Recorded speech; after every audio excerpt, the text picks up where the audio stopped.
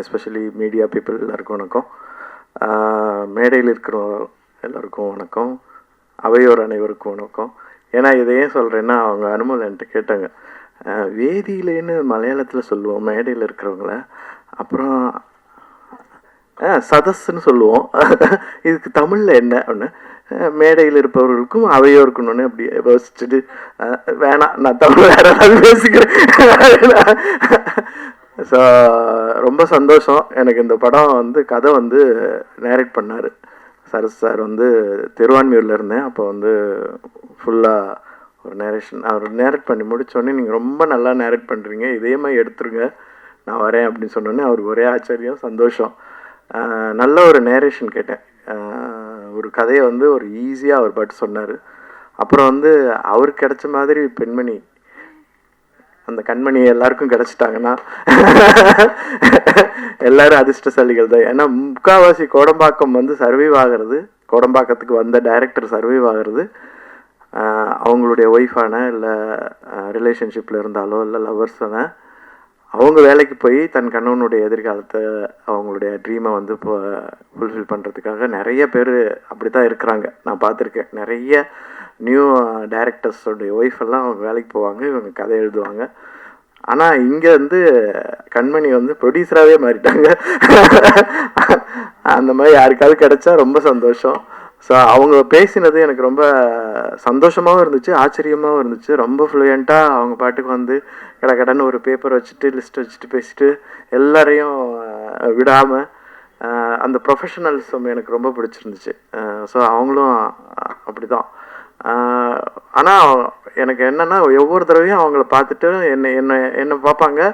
அவங்களுக்கு வந்து படம் நல்லா வந்திருக்குங்கிறது அவங்க மூஞ்சிலே தெரிஞ்சிடும். அப்பா எனக்கும் அப்பாடி சந்தோஷம். திடீர்னு ஒரு நாள் எங்கேயோ காரில் போயிட்டு இருக்கும்போது அவங்க காரில் சிக்னலில் கிராஸ் பண்ணுறாங்க, அங்கேருந்து கை காட்டுறாங்க, எனக்கு படம் சூப்பர் அப்படிங்கிறாங்க அங்கேருந்து. Okay okay thank you. ஸோ ஏன்னா இதுதான் நான் எதிர்பார்க்குறது. எல்லார்கிட்டையும் நான் எதிர்பார்க்குறது என்ன, நான் ஒரு ஒர்க் பண்ணுறேன், அந்த ஒர்க் நல்லா இருக்குது அப்படின்னு சொல்கிறது தான். இந்த படத்தை பொறுத்த வரைக்கும் ஒரு கண்டென்ட்டோட இருக்கிற ஒரு ஃபேமிலி ட்ராமா அப்படின்னு சொல்லலாம். ரொம்ப அழகாக வந்திருக்குது. இதில் இன்ட்ரடியூஸ் ஆகியிருக்கிற சாய்க்கும், நயனா சாய்க்கும், சாய் விக்கி என்னுடைய வாழ்த்துக்கள். அவங்களுடைய எதிர்கால சினிமா கனவுகள் வந்து மென்மேலும் வளரணும். அப்புறம் விஸ்வா அர்ச்சனா ஜோடிக்கும் என்னுடைய வாழ்த்துக்கள். அனுமல் பற்றி நான் சொல்லவே வேண்டியதில்லை. நான் இன்னொரு ஆக்டர்ஸ் கூட தெலுங்குல ஒரு நடிச்சிட்டு இருந்தேன். அவங்க எவ்வளோ அழகாக இருக்காங்களா தெரியுமா அப்படின்னா, அவங்க சும்மா இருக்கமா என்ன விடவா அப்படின்னாங்க. ஆமான்ட்டேன் நான். காண்டாயிட்டாங்க. அதை போட்டு வேற கொடுத்துட்டாங்க. ஸோ ஒரு படம் வந்து ஒர்க் பண்ணும்போது அந்த படத்தில் வந்து எந்தவித நம்ம படத்தில் இருக்கிறோம் அப்படிங்கிற ஒரு நினைவே இல்லாமல் தான் நாங்கள் ஒரு டீமாக அதில் வேலை பார்த்தோம். இது எல்லாமே நடக்கிறதுக்கு முக்கியமான காரணம் சூர்யா அவர் தான். அவருக்கு ரொம்ப நன்றி சொல்லிக்கிறேன். ப்ளஸ் இந்த படத்தினுடைய எடிட்டர், அவருக்கு வந்து என்னுடைய பெரிய நன்றி. ஏன்னா இந்த படம் வந்து எடிட்டிங்கில் நிறையா நல்லா இருக்குது. அது எனக்கு ஆச்சரியமாகவும் இருந்துச்சு. அப்புறம் இந்த விழாவின் நாயகன் கே சார், எனக்கு வந்து அவர் ரொம்ப பிடிக்கும். ஏன்னா அவருக்கு காரைக்குடி எங்கே இருக்குதுன்னா கேட்டால் தெரியாது. மியூசிக்கில் ஏதாவது கேட்டால் கண்டிப்பாக சொல்லுவார். ரிவர் ஸ்டுடியோன்னு ஒன்று வச்சுட்டு, அவருக்குன்னு ஒரு குரூப் வச்சுட்டு எப்போதும் வேறு வேலை பார்த்துட்டே இருப்பார். எப்போ பார்த்தாலும் மியூசிக் தான். அவங்க வீட்டில் பிஸ்கட்டுன்னு ஒரு நாய்க்குட்டி ஒன்று இருக்குது. அவங்களுடைய பிள்ளை மாதிரி அது. ரெண்டு பேரும் அவங்க ஃபேமிலி எல்லாம் அவங்களுடைய ஸ்டுடியோக்கெல்லாம் போனால் நமக்கு ஒரு பரவாயில்லையே அப்படிங்கிற மாதிரி ஒரு நல்ல ஒரு வைப்பு கிடைக்கும் நமக்கு.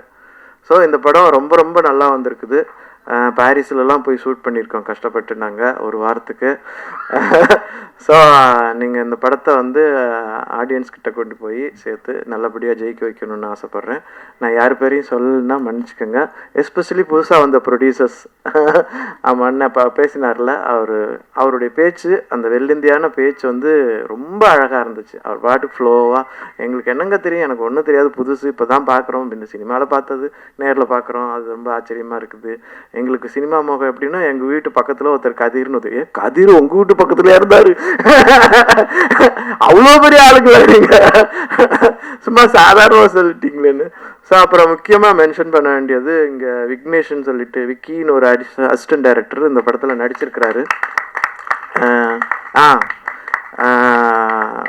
ரொம்ப நல்லா நடித்தான். எனக்கு வந்து ஆச்சரியமாக இருந்துச்சு. அந்த கேரக்டர் பண்ணுறதுக்காக அவன் ஹோம்ஒர்க்கு, அவன் பாட்டு கேரக்டர்லேயே வேற இருப்பான். இவன் யார் அவன் நமக்கு போட்டியாக வந்துட்டு இருக்கிறானே, நம்ம உட்காருங்க நம்ம வேலைக்கு எதுவும் பண்ணிடுவானா. ரொம்ப மிஞ்சி போனால் ஒரு 3 சீன் தான் வந்திருப்பான். ஆனால் ரொம்ப நல்ல ஆக்டிங். எனக்கு நீ வந்து ஆக்டிங்கில் கரியராக நீ கான்சன்ட்ரேட் பண்ணலாம். ஏன்னா அந்த அளவுக்கு நான், ஏன்னா எல்லாருமே நல்லா நடித்தாங்க. ஆனால் என்னென்னா இது என்ன வேலை எப்படின்னு சொல்லிட்டு அந்த வேலையை உள்ளே புகுந்து அதுலேயே யோசிச்சே இருந்து அதை பண்ணுறது ரொம்ப கஷ்டம். அந்த முயற்சி வந்து எனக்கு ரொம்ப பிடிச்சிருந்துச்சு. ஆனால் ஸ்க்ரீனில் பார்க்கும்போது ரொம்ப நல்லா இருந்துச்சு. அது ஒரு கஷ்டமான ரோல், அவ்வளோ ஈஸியான ரோல் கிடையாது. ஸோ உன்னுடைய எதிர்காலம் சினிமா மேலே இருந்துச்சுன்னா அதுக்கு எனக்கு வாழ்த்துக்கள். ஆனால் நீ அப்படி யோசிக்கிறியான்னு என்னன்னு தெரியல, சரி பார்த்துக்கலாம். ஸோ அப்புறம் வேறு யார்?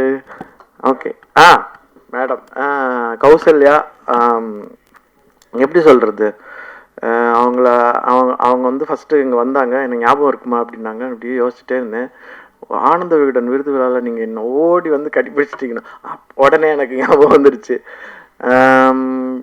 எப்படி சொல்கிறது, நம்ம தாழ்ந்து போகிறதுக்கு நாம தான் காரணம், அவ்வளோதான். நம்மக்கிட்ட இருக்கிற பிரச்சனைகள் தான் காரணம். அப்புறம் பெண்களை மதிக்காத நாடுகள் வளராது, ரொம்ப கஷ்டம். பெண்களை மதிக்காத பெண்களுக்கு மதிப்பு கொடுக்காத உரிமை கொடுக்காத நாடுகளோ இல்லை ஃபீல்டோ இடமோ வளராது. அது வளர்றது மாதிரி தெரியுமே தவிர வளரவே வளராது. அது ஒரு போலியான வளர்ச்சியாக தான் இருக்கும். ஸோ இந்த போலியான வளர்ச்சியிலேருந்து மீண்டு வளரணும். இந்த மாதிரி கௌசல்யா மாதிரி இன்னொரு கௌசல்யாவோ இல்லை யாராவோ வர்றதுக்கான இடமே நம்ம கொடுக்கக்கூடாது. ஸோ இது மாதிரி ஒரு சினிமா வந்து இதை பற்றி பேசணும். ஸோ இந்த சினிமா சில விஷயங்களை பற்றி ரொம்ப ஸ்ட்ராங்காகவே பேசியிருக்குது. ஸோ அதனால தான் அவங்க இங்கே ப்ரெசன்ஸ் ஆகியிருக்கிறாங்க. வேற என்ன சொல்கிறது, நம்ம மாறினா தான் எல்லாமே மாறும். அவங்க மாறு அப்படின்னு சொல்கிறதுல ஒன்றும் பிரயோஜனமே கிடையாது. ஸோ அந்த மாற்றத்துக்கான முதல் சுழியாக நம்ம என்ன பண்ணுறோம் அப்படிங்கிறது தான் முக்கியமான விஷயம். ஸோ மீடியா இந்த மாதிரி படத்தை ரொம்ப சப்போர்ட் பண்ணாதான் அடுத்தடுத்து நம்ம என்ன பண்ணுறதுன்னு நிறைய பேர் வருவாங்க. எல்லாருக்கும் நன்றி, எல்லாருக்கும் வாழ்த்துக்கள். பாய்.